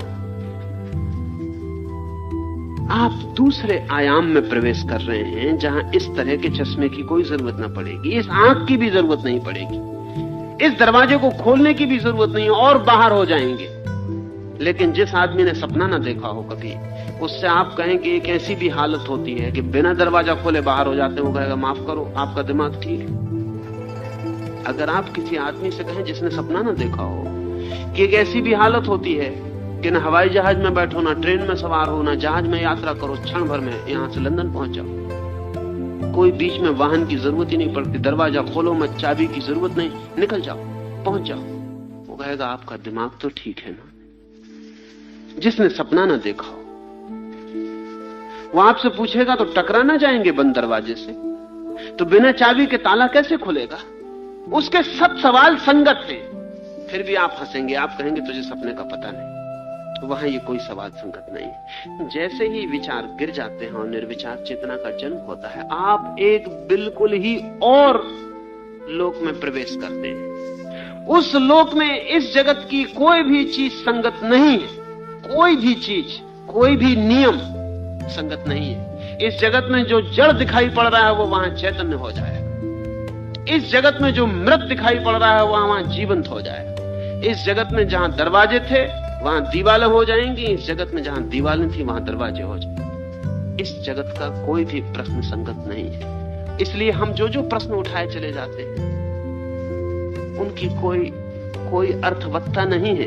प्रश्न इसीलिए अर्थपूर्ण हो सकते हैं कि हम उस लोक में कैसे प्रवेश करें।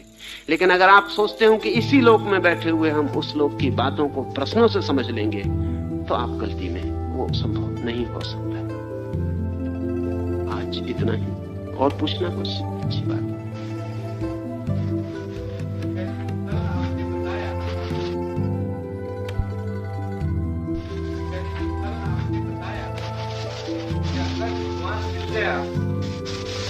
तो सहज पता लग जाएगा था, ये तो मैंने देखा है।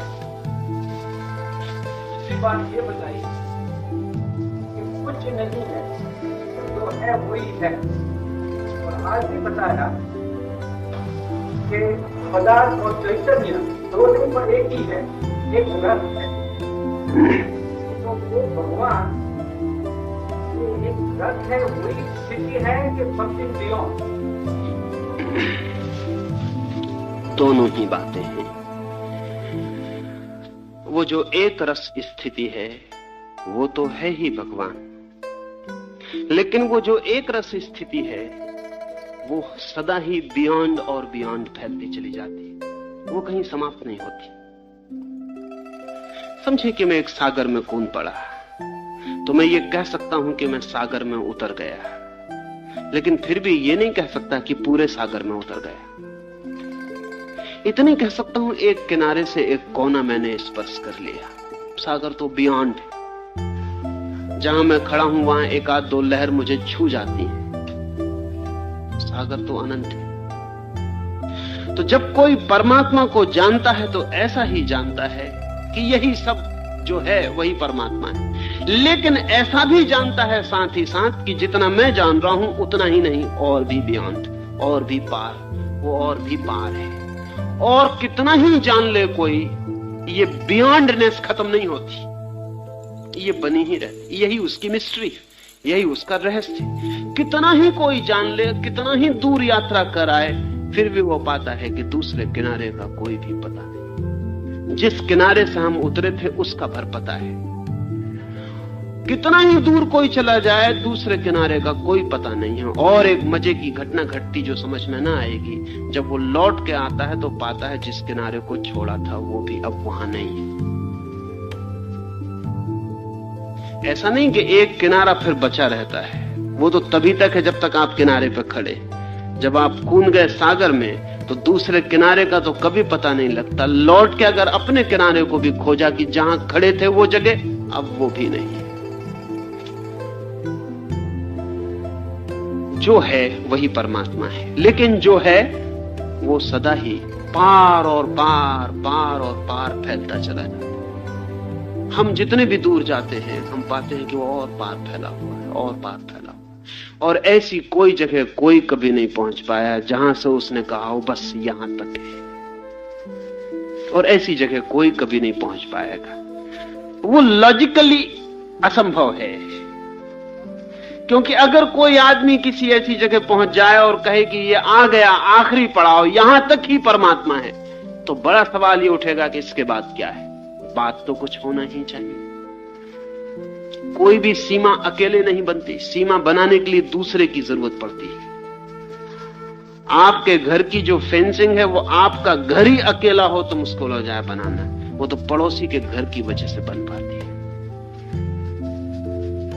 अगर पार कुछ दूसरा ना हो तो सीमा नहीं बन सकती, और परमात्मा अकेला ही है।